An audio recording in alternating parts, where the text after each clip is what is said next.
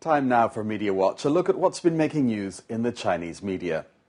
4 children waiting to get on a bus were killed and another 2 were injured after a truck collided with the vehicle in Anhui province in the east of China. The truck rear-ended the bus early in the morning in the city of Chaohu. The bus then ran down 6 children who were waiting to board. The victims were 2 boys and 2 girls, all primary school students around 10 years old.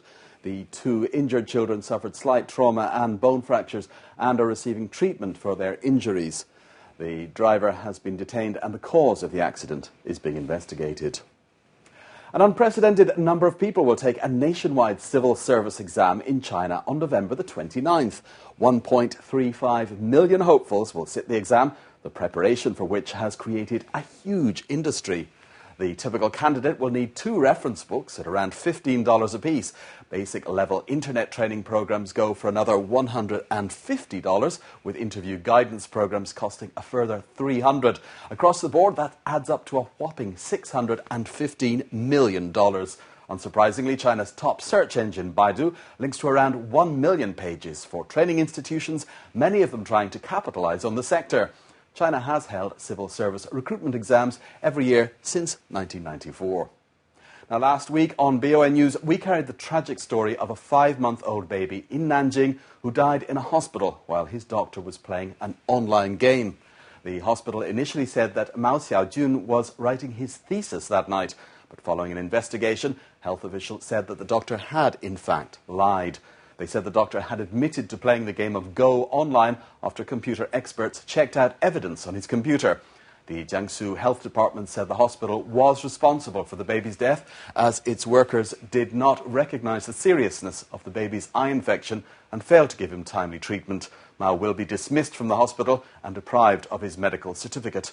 All the other staff on duty at the time will also be penalized.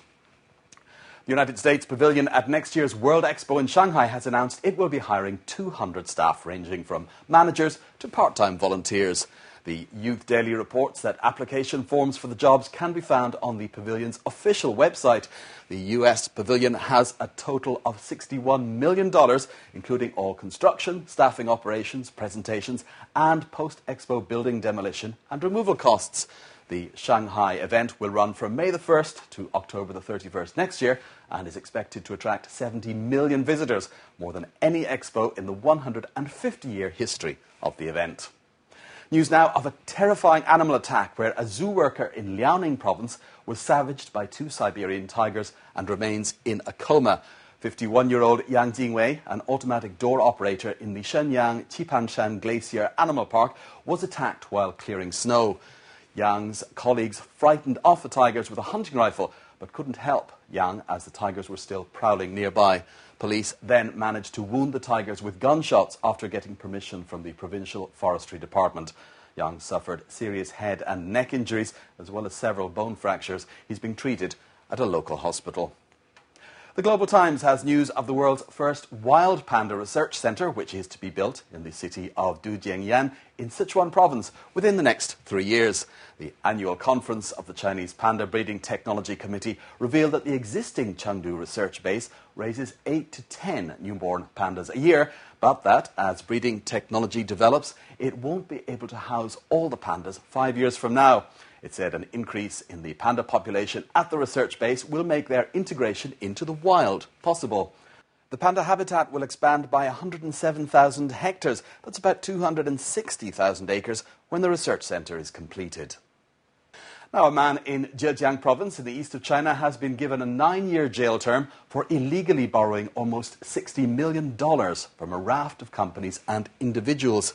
Eastday.com reports that 39-year-old Chen Jianming was jailed on charges of illegally collecting the public deposit.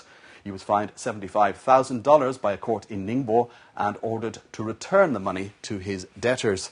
Chen was the owner of 2 local companies and invested the money in real estate, stocks and loans over a period of 2 years, promising a high-interest return to his debtors. Chen was caught by police in August 2008. And that's today's Media Watch, and in fact that's all for now from the team here at BON News. Thanks for watching and